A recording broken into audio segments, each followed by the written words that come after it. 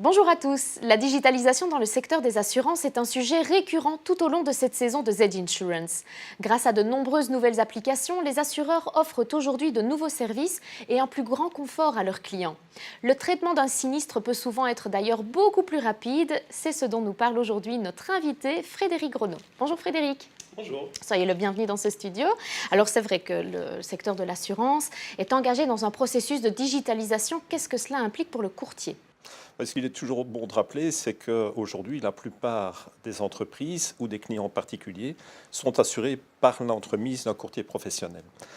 C'est un élément fort important parce que le courtier va notamment jouer un rôle central dans chaque étape du processus d'indemnisation d'un sinistre.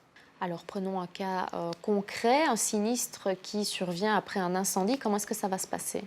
Alors aujourd'hui, pour beaucoup de clients, c'est un petit peu le parcours du combattant, dans la mesure où c'est vraiment très difficile de pouvoir disposer très rapidement des services d'un réparateur qui va aussi, dans des délais très rapides, pouvoir remettre un devis. Pour faire face à cette situation, aujourd'hui, les nouveaux outils digitaux sont pour nous une opportunité. Et en fait, je vais vous donner un exemple. Lors d'un sinistre en incendie, ça peut être un bris de vitrage, ça peut être un dégât des eaux. Nous avons mis à la disposition de nos courtiers un nouvel outil digital qui est le même que celui utilisé par nos inspecteurs techniques, qui va leur permettre en une seule opération, d'une part, de chiffrer le montant de la réparation et ensuite de proposer ce montant comme indemnisation à leurs clients. Et après, qu'est-ce que ça va permettre ? Alors ensuite, pour le client, trois belles opportunités. En fait, soit avec le montant d'indemnisation proposé, il va trouver un réparateur, un corps de métier qui va procéder aux travaux nécessaires dans un délai qui pourra néanmoins rester assez long, vu les agendas chargés aujourd'hui de ces entrepreneurs.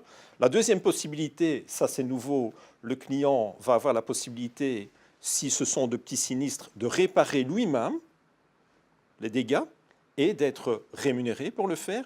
Et la troisième possibilité, via son courtier, le client pourra choisir et opter pour un réparateur professionnel agréé dans sa région.